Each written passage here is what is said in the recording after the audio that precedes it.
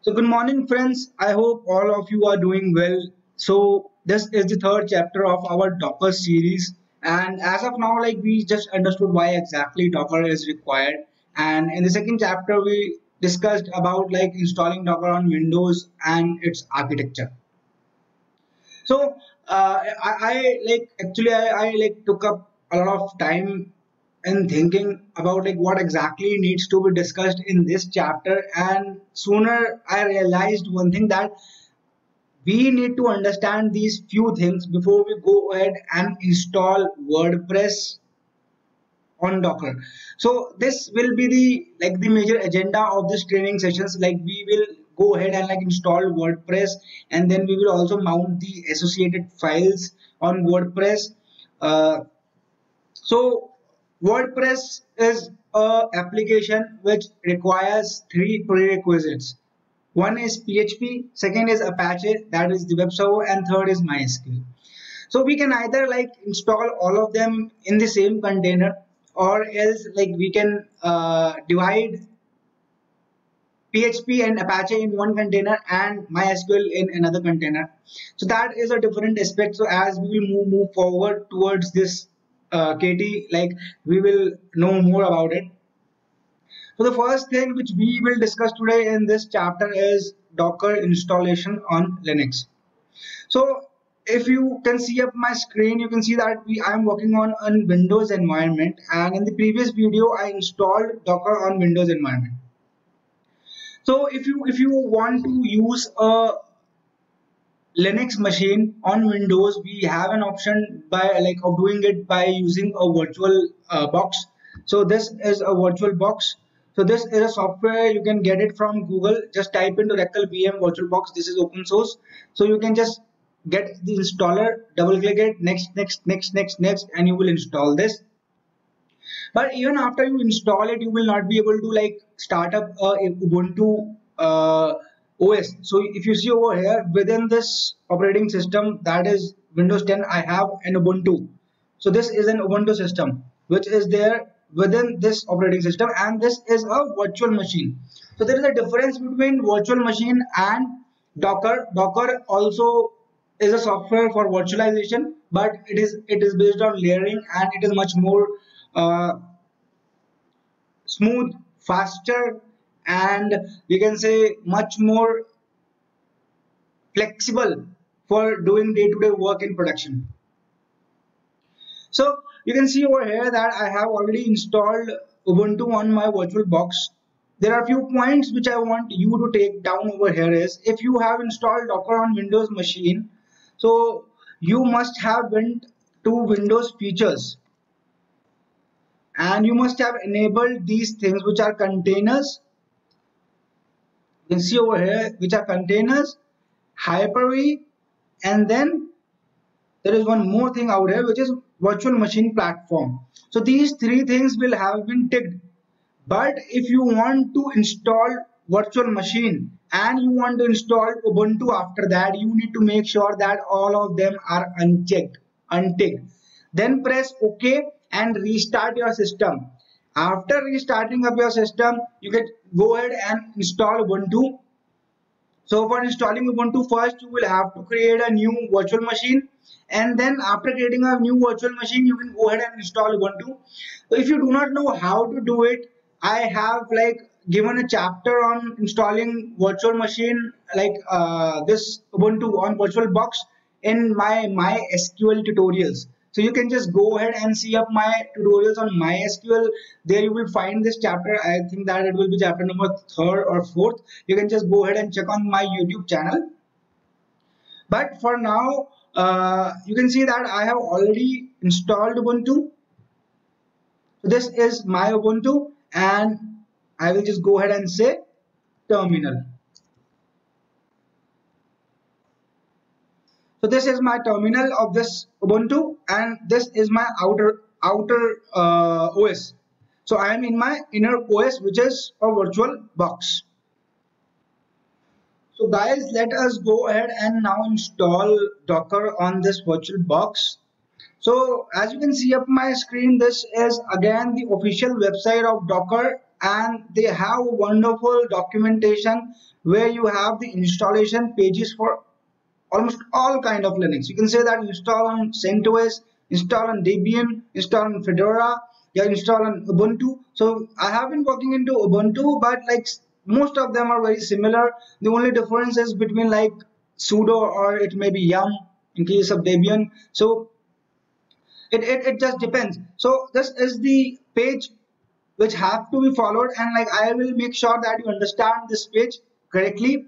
So the first point which you need to understand is when you install Docker on Ubuntu, it should be a 64-bit operating system. It should not be a 32-bit operating system. So Docker is something like which requires a 64-bit operating system. You can just check it over here, and it will be amazing if you have these versions of Ubuntu. Yeah. So the first step in installing Docker on Ubuntu is to make sure that we have already uninstalled any previous version of Docker which has been installed.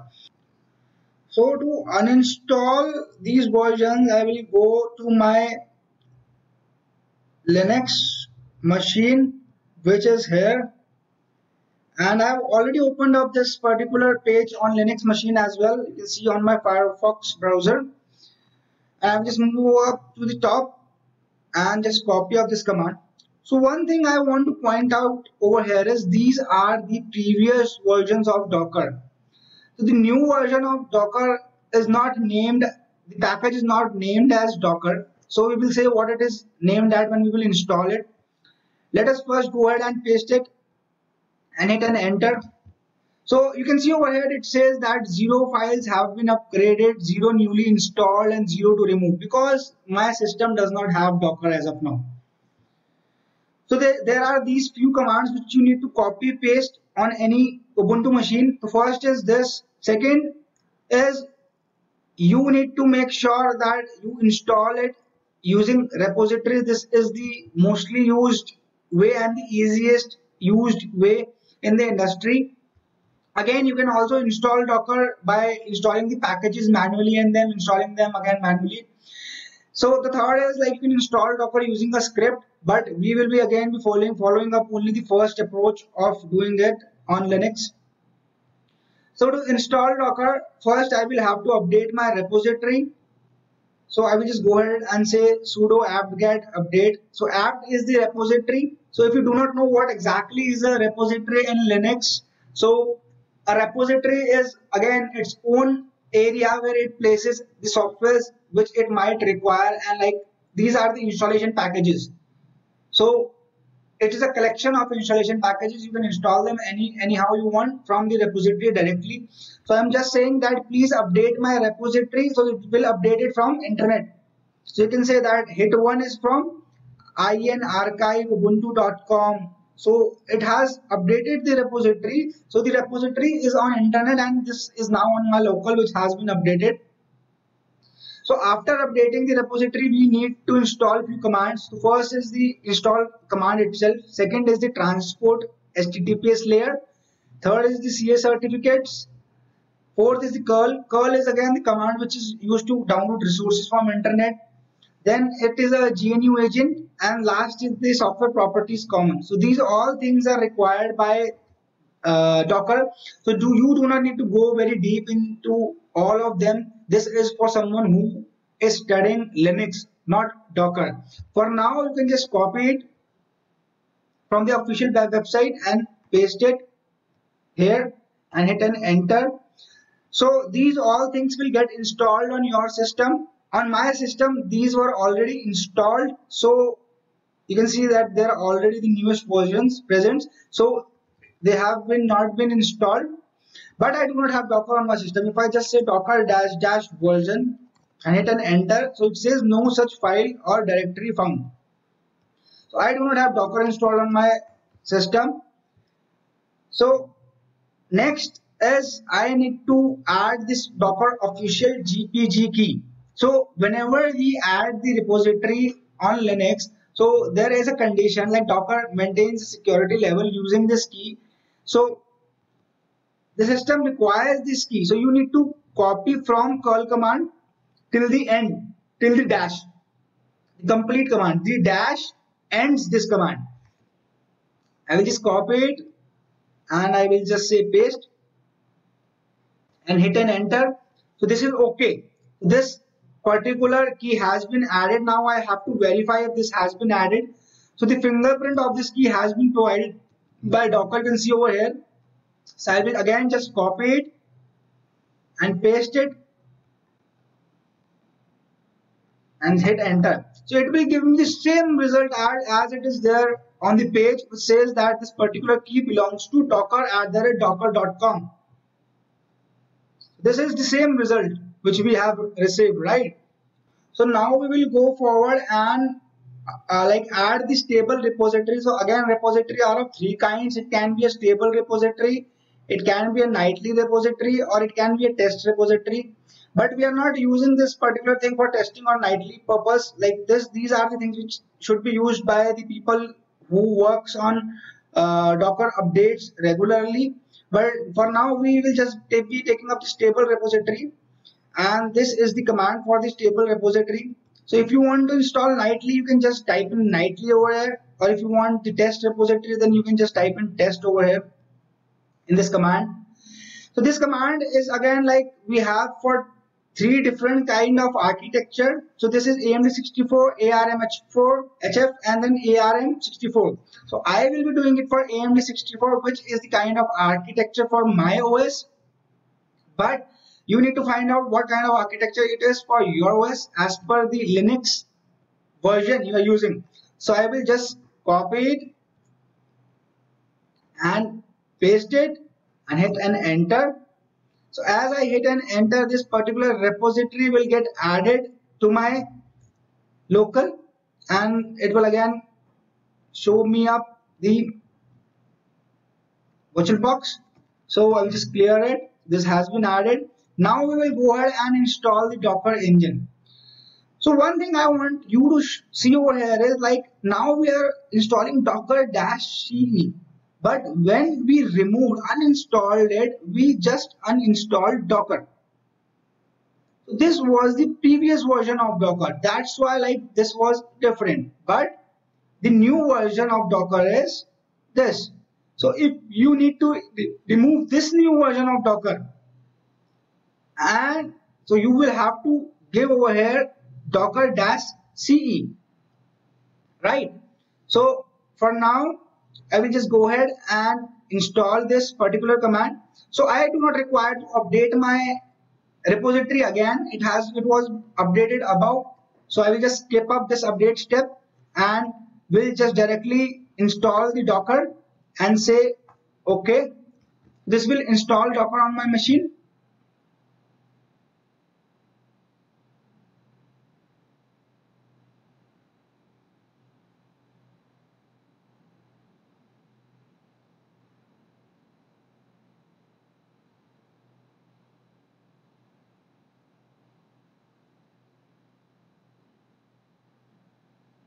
Okay, so let me clear it and say docker -- version. So this means that Docker has been installed successfully on Linux.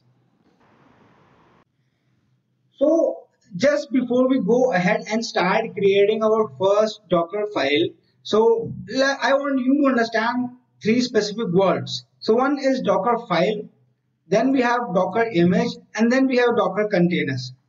So in the first chapter of this series, we already have discussed about Dockerfile. So what exactly is Dockerfile? Dockerfile is a set of instructions which have to be followed to make sure that the container runs all the softwares required by our application. And then it also have the instructions which make sure that the application files are either copied, added, or mounted with the container. Right, so we will discuss all of these things in detail, like in coming chapters. So let us first understand what exactly is an image. So this Docker file has set of instructions which have to be followed. Say it says that install PHP, then it says install Apache, then it says install MySQL, then it says copy a file from C drive to this container, then it says like just go to the container and just refresh all the files. So these are the steps which have been indicated in the Docker file. When you run these steps, you create an image. So this image is nothing but a container image which has all the required software already installed. So this image has everything already installed, and this image has been created using the Docker file. And when this image is run using Docker, then these images are called as containers. So we can say that the running instance of images are called as containers. So this was a very simple view of how exactly the Docker works. So one point, like before I just close up this part of this tutorial, the images. The images are stored at a central location which we call as hub.docker.com. So this is the central location where all the repositories are available, and you can find all the images. And whenever you create an image from a Docker file, you can push that image to this central repository which has been created by Docker. So it does not mean that you can not have your own repository. You can even have your own repository, but this is the repository which is being used everywhere. So you can see up over here that this is the repository which is hub.docker.com. So I will just go ahead and say enter. So as you will say enter on this website, you will be dragged to a page which will look something like this. As I have already logged on, so I will just go ahead and log out. So this is the central repository of Docker where you have the images. So if you have already created up the file, you can directly download the images, or else like there are a lot of third-party images over here, like which you can download and run instantly straight away. So for doing this, you need to sign up, and as you sign up, you will get an email for the email confirmation. But I have already signed up, so I will just say sign in. So this will take me to the signing page. My username is Anna Goel and my password is already put in.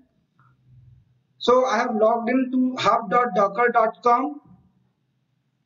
So the first thing which you have to do after logging in to the hub.docker.com is create a repository. So you can either create a repository by this button, or else like you can go to the repository tag and then create a repository from here.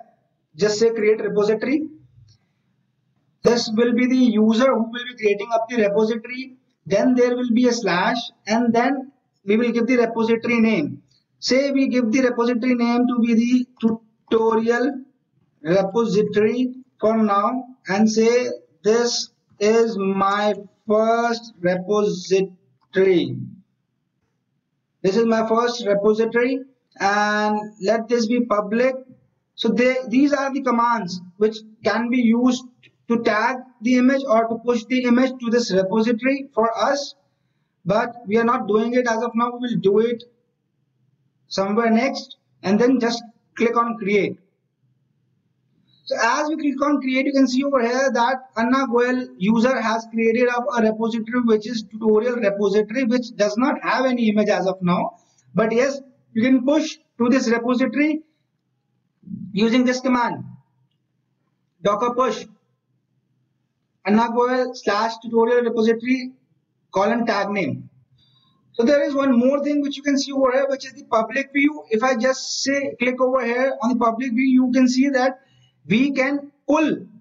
Pushing is you are pushing up the image to the repository. Pulling is you are pulling up the image from the repository. So again, this particular image can be a private image or a public image. So we can select it while creating up this repository. So we will now discuss further on Docker file.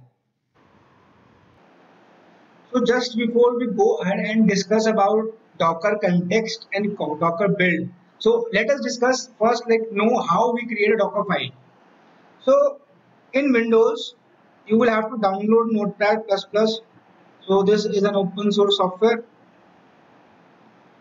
So for creating up a Docker file, you need to go to files, say new, say you just put up a comment saying this is a Docker file. This is just a comment. So comment in Docker starts with this symbol. Now I will have to save this file, and I will say as save as, and then just go to this save as type, and here look out for all types. So this will be the first value, which is all types, and then just give the name as we were having this file to be test tutorial Docker file, and let us save it on our desktop and save. So tutorial Docker file. So this file has been saved on the desktop. So you can see over here that this is the file which is tutorial, and like it does not have any symbol. So one thing is, in Windows every file has an extension. So this is a txt file. So when we say that this is a txt file, the Windows knows that it has to be opened as a text file. Similarly, if it is a bar file, so Windows will know that this has to be opened as a bar. So similarly, like this is an exe file for Microsoft Teams executable file. So this has, like, Windows knows how this should be opened. So like in Windows, extensions are like the placeholders which like define how a file will be read. But for Docker, this particular file does not have any extension. So that's why like we save this particular file as dot as all types, and it does not have any extension. And you can see like it just looks over like same. If we go to the properties of this file, file type is file. It does not have any extension. Description is this just a simple file. So why like this is being chosen by Docker is like Docker is a platform which is basically for Linux. Like it also supports Windows containers, even like Windows Server 2016 containers, but it is a platform majorly for Linux. And Linux is an operating system which does not define file by extensions. So I will just take a pause, because this is the place where you need to understand one thing about like there is a difference between Windows and Linux. So in Windows, every file is represented by its extension, but in Linux, files are just files. It is just a name. Although you can use dots while defining the name of the files. So how a file is opened in Linux is defined in the file header. So again, this is not something which is in scope of this particular tutorial, but I just wanted to make sure that you understand the difference between how we are creating the Docker file in Windows and then in Linux. So in Linux, we just need to go ahead and create a file, and it does not have any extension. So here we have a purpose of selecting up all files. So now you can go ahead, like if you want to write something in this, you can edit it in Notepad++ again. So this is a file which has no, and like you will just keep on typing in instructions for building the server. So this way you will create up the file, and what we should write in this file, this is what we will discuss, and what is Docker context and like Docker build. So as of now, please remember one thing, that we have saved up this file on the desktop. So now let us see how we will create this file on Linux. So on Linux, you just need to go to the terminal. So we will again be creating up the file on the desktop. ls. So desktop is here. So I will just say cd and desktop, and then I will say touch tutorial docker file and hit enter. So by this touch command, we are just creating up the file. So you can see over here that the file is there on my desktop, and now we need to edit this file. So we just either we can just double click that file over there and open it as we do in Windows, or I will say just as gedit and tutorial Docker file and press and enter. So this file will get open again. Let us just write the first command. So instruction. So this is docker comment. This is docker comment. So again, it does not have any meaning. So this is how we create up the file in Docker. Now next we will understand how we are building up this file and what is the meaning of build, and then what exactly is the meaning of context. So context is very important for you to understand, and this is something like which makes sure how exactly the things will be picked up in Docker. So now let us go ahead and like discuss about two major parts of Docker, which are Docker context and Docker build. So to understand Docker context, we will use the Windows platform, and to practically do it and understand build, Docker build and Docker context both, we will use Linux. So let us first understand Docker context theoretically. So what is Docker context? So when we say that we have created our tutorial Docker file on the desktop, so this file like has a lot of instructions, and these instructions are read by a program, and this program is nothing but the Docker build. So this particular program checks all the instructions, and after checking all the instructions it creates an images.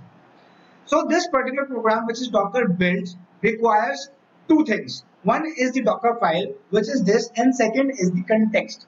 So what is the context? So as you can see that this Docker file is present on my desktop, and in reality the desktop of my system is in C drive. I need to go to the users, my user, and then desktop. So in reality this is the logical address or the path of this particular file. So this file, which is my tutorials Docker file, is present on desktop, and with this file we have so many other files. So the place where you have your Docker file, we keep that place to be the context of the build command. So as of now, like we can change the context as like required, but like as of now understand where we have the Docker file. So all of these files, whenever this file Docker file will be read and converted into an image by Docker build, all of these files will be sent to the Docker daemon. So why it will be sent to the Docker daemon? Because Docker is a platform for virtualization, and any application such as WordPress has its own file. So because they have their own files, so they have a mechanism of making sure that the Docker daemon can read from a specific point of place. It does not want to look into entire hard disk. So this becomes the point of that place from where it can access the data. Outside it, it does not know. So any file which is kept within the context of this Docker build command can only be accessed by the Docker daemon. So it is always advisable to make a new folder and say Docker or say Docker web server. Let us say something like this, and then put this file into this folder. So now with this file we do not have any other file. So these all were irrelevant. So what is the purpose of this Neoload web tool archive in my Docker when I am like creating up a file for web server? So this is not required. In a similar way, this image is not required, this stream is not required, this Excel is not required. So these are extra files which should not be there in the context of Docker file. So always create a new folder and like put up the Docker file over here, and over here create a new folder and say app data. Put all your files of your application over here. So context takes up all the files which are there at the same path, and also recursively like all the inner folders as well. So all the inner folders are included in the context, but we cannot go out. So now after like understanding like how exactly we and where exactly we place the Docker file and what exactly is the context, Now let us understand more practically about the context using the build command.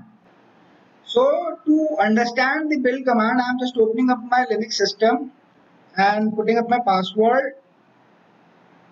So you can see over here that I have already placed my Docker file, which is tutorial Docker file, inside a folder which is Docker file, and we do not have any other file over here. So again, this will be the beginning of the context. Inside this folder, anything inside this folder will be the part of the context.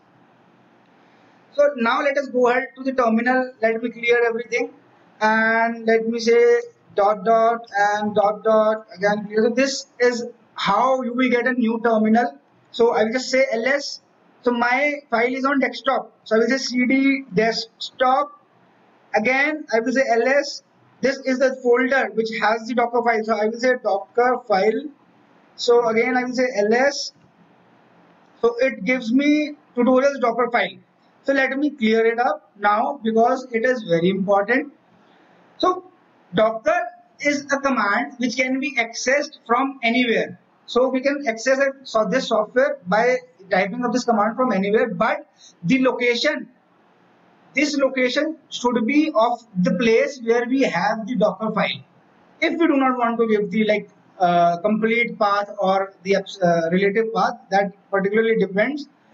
So again we are on Docker and we will say build and we will say dot. So this is the command which is used to build the Docker file. But as of now we see an error which says unable to prepare context. So why it says unable to prepare context is, so Docker build takes one argument and the argument itself is the context. So whenever you provide the context to the Docker, it looks for a file named as Docker file, but the name of our Docker file is tutorial Docker file. So I'm like just not writing, like giving you all the commands of Linux. You can check it out how to rename a file using a command. I'm just doing it using like we do in Windows. So I've just changed the name to Docker file. I've done nothing, and if I run the same command now, it will say we do not have permissions because we are not running it with sudo. So I will say sudo docker build and a dot. So sudo password, and now we do not get an error, the same error. So at first you say that, see a log over here which says sending build context to the daemon. What it is sending? It is sending all the files which are present in the present directory. Present directory is this. And why it is sending all the files from the present directory? Because we have just mentioned dot. Dot means present directory. So it is looking for a file named as Docker file. It cannot be some other name. And the context, it is sending the context. So why it is giving this error? It is giving me this error because it has tried to build up an image from the Docker file and it sees only a single comment. So it is necessary for the Docker file to have a statement named as from. So we will talk about this in upcoming chapters. So now, does this mean that we cannot name our Docker file to something else? No. So I will just name it back to tutorial Docker file and say rename. Okay. So now I will just clear up everything and say sudo docker build and again a dot and hit a enter. So again it says that it is not able to prepare the context because it did not find the file named as Docker file, because we have a Docker file with some other name. So what I will do, I will raise a flag. Flag is something like this and give the Docker file name, which is tutorial Docker file, and after a space we already have a dot. So this dot defines the context, and this is just a flag which is given like, please do not search for a file named as Docker file, instead search for a file named as tutorial Docker file and just hit an enter. And now you see that it was able to prepare up the context. It prepared up the context, but the error was something else, and it has said sending build context to daemon. So it means that it has at least read the file. So we are getting some error because of something inside the file, but the build command has read the file. So build command is something which is used to read the instructions of the file. So the next topic for today will be the parser directives. So the parser directives are basically of two types. One is syntax and second is escape. So what are parser directives? We will just come to that point. Let us go back first to our Linux window. So this is my Linux window, and on my desktop I have this folder. Under this folder I have three files. One is the Docker file, which will be processed by Docker build. Second is the text file. This is of no use. I have just placed it like as an extra file. Again, this is a Docker file which is of no use. I have just placed it. So let me go to the command prompt. So in the command prompt I am already in desktop and in Docker file. It means that I am already in this folder. So before I go ahead and like build this Docker file, let us go ahead and read it. So I will just open up this Docker file. So this is the Docker file. First two line are the comments. They will be ignored. Fourth line is like any Docker file will start up with a command called as from, instruction called as from. And whenever we write up a Docker file, it has a very basic syntax. We say instruction and then like the instruction value. You can say instruction value. So the instruction over here is from, and we are saying that this Docker file will take Ubuntu as the base. So the OS which will be taken will be the Ubuntu. So this is the base OS. Then it is saying that this will take an argument, command line argument, and the name of the argument is this. Then it says that this has an environment variable, and the environment variable name is this, and the value of the environment variable is just slash or backslash. At the end it says run, and it is just echoing the value of this particular variable. So as of now, like, do not concentrate on understanding the meaning of argument and environment. So just try to understand one point over here, that in total we have 4 steps. So first step, like these two are the comments which will not be processed. First step is from Ubuntu. Second is creating up an argument. Third is creating up an environment variable, and fourth step is running the echo command. So let me go ahead and run this file. So as I run this file, you see over here that instead of 4 steps, we have only 3 steps. First step is from Ubuntu, that is okay. Second step is again like creating up an argument, that is okay. Third step is like we are not creating up an environment variable, rather it is combination of our third and fourth step. So this was our third step and this was our fourth step, but the system has combined both of them. Why? This is because of the escape sequence. So by default, I will just mark another comment and say by default the escape character in Docker is backslash. So this is by default the escape character. So as the system read line number 10, rather than reading this as a special character, it read it as an escape character. If you do not know what exactly is an escape character in any language, Java, Python or any language, or even in Docker, escape character is something which tells that if a symbol has a special meaning, so it tells that please do not take the special meaning of the symbol, rather take it as it is. So for example, over here, after this escape character, we are going to a new line, which is line number 11. So now it is this character will treat this new line as it is, and like this will not take its literal meaning of new line, and hence this will combine line number 10 and 11. You can say that this particular escape character is used for line continuation. So it actually means that this is not the end of the line, and like even after entering it, it says that this is not a new line but this should have been continued over here. But if we are not able to see it over here, so we can perform it in the next line for better presentation. And marking it with an escape means that this should have been on the same line. So this is what is happening over here. Now what I will do is I will just change my escape default character to this rather than this. So if you see over here, now I have like moved a comment from very bottom to very top. Let me save it and let me run the same file again.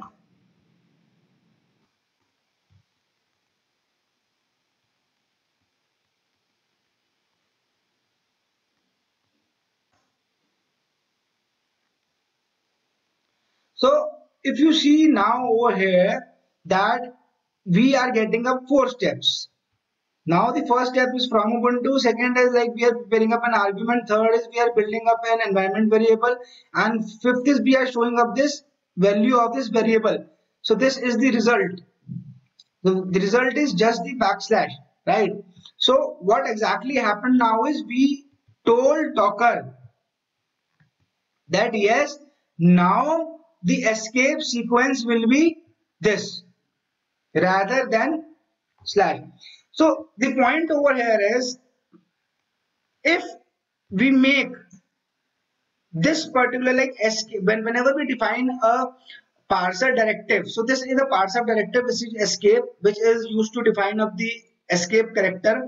So point to remember is all the parser directives should be at the very first place, at the very beginning of the line. So it will not run until like you place this at the top of the line. If I will again go ahead and mark it in the second line and put up a comment above, so this will now be treated as a comment. Now this will be treated as a comment. If I go ahead and run it, so you see now 3 steps, but if I make it at the top,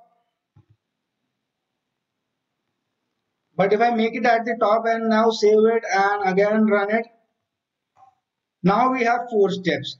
So why this is happening is because the Docker expects the parser directives to be at the very top. Why? Because parser directives are something which tells how this file is to be read. So this actually tells that this symbol is now not a escape character, rather this is an escape character, so it should be at the very beginning. So in the similar way, this is the build command. So this build command reads this file and like gives you the image or the output as per the standard build command. But if there are some third-party build softwares, so what you can do is you can just go to the Docker file and just put up another hash over here and say syntax equal to, and here you can give path to build file. So you can just give path to build file, and then this complete file will be read as per this file. So again, we are not doing this in detail because this is not used very much in the industry. The most common practice is using of the same build file which we get with Docker, but I just wanted you to know the meaning of parser directives and their usage, and they should be used at the very top. So again, they look like to be a comment, but these two are not a comment. They are parser directives and they can be used only once. So there can be only one escape and only one syntax. If we use them again, they all will become a comment.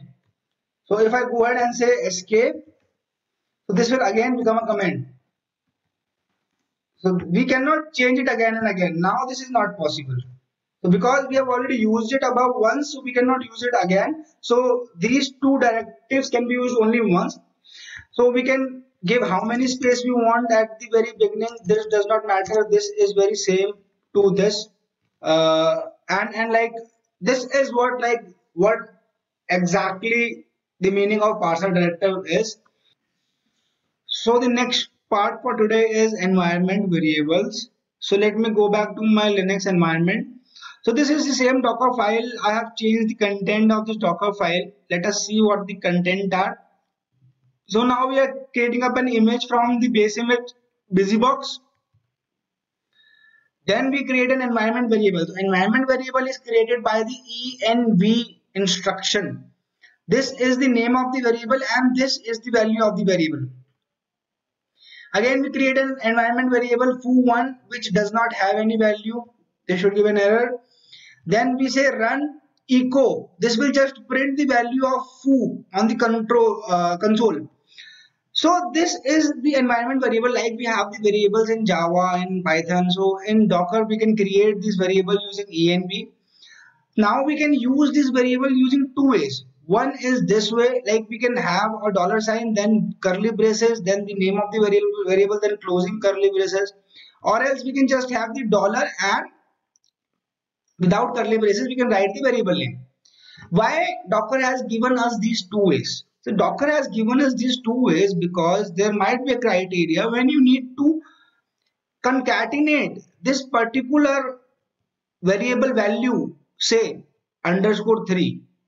So if you would have not used these parentheses, then it would have become foo_3, which becomes a word by itself. So how will the system bifurcate between the variable name and the value or the text? So this becomes the variable and this is then concatenated.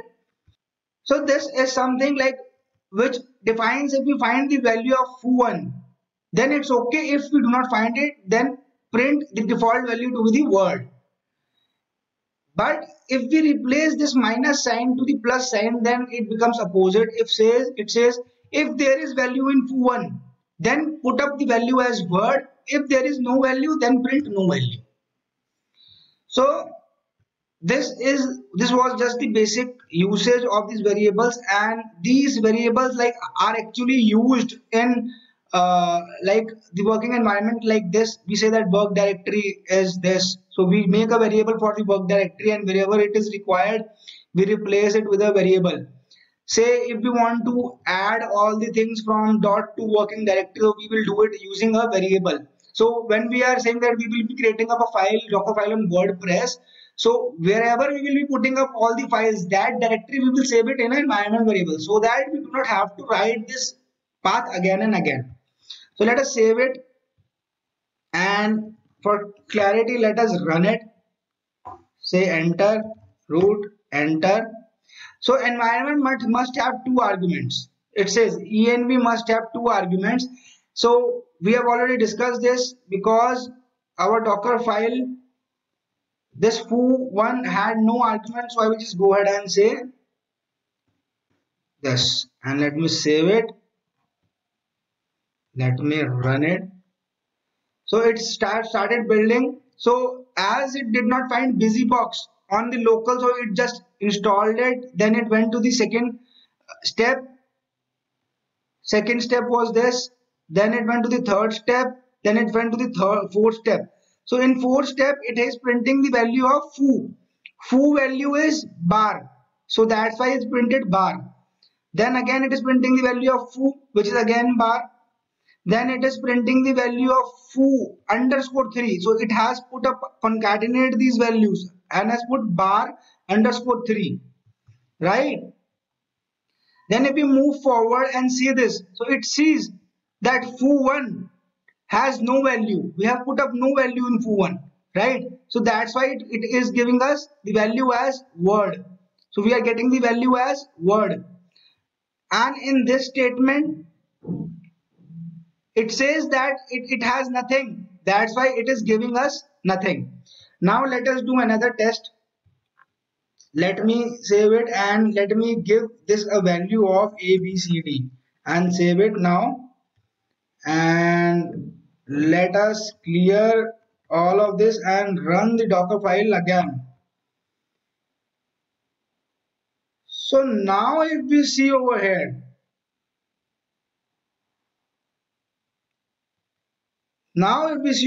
here we are getting a ABCD because foo value was ABCD. So it says if the value is present, put up that value, otherwise put up word. And here now we are getting word. If we are having a value in foo, then put the value as word. This is how exactly the environment variables work in Docker.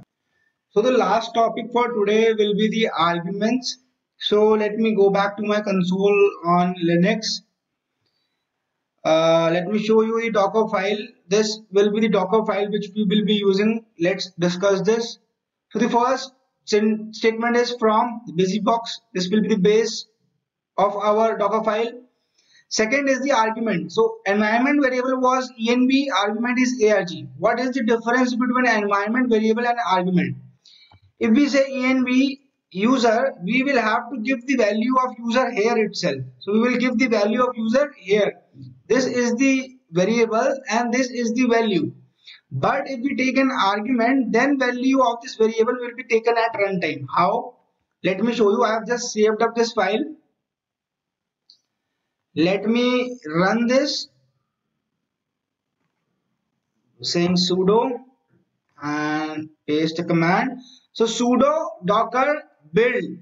So after build, this is the flag dash build arg, and then the argument name and then the argument value. This is the argument value.